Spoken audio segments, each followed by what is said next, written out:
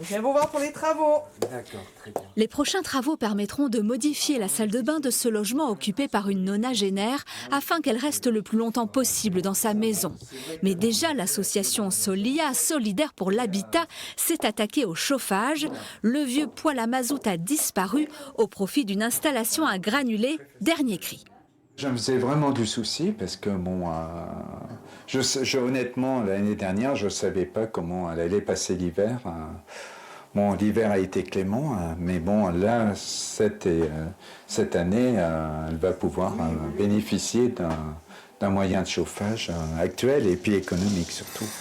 Comme la propriétaire a une toute petite retraite, elle a bénéficié d'aide et son nouveau poêle lui est revenu à 440 € au lieu de 3 900. En plus, chaque mois, la facture de chauffage devrait être divisée par 2 et d'autres améliorations du logement pourraient encore la réduire. Il peut être envisagé de faire beaucoup plus d'isolation, donc déjà de faire de l'isolation de plafond, des isolations de murs, de remplacement de menuiserie.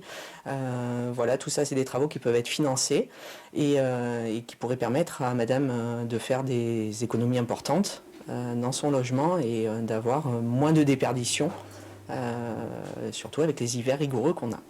Avec des travaux adaptés à chaque situation, le gain énergétique est de près de 40 %.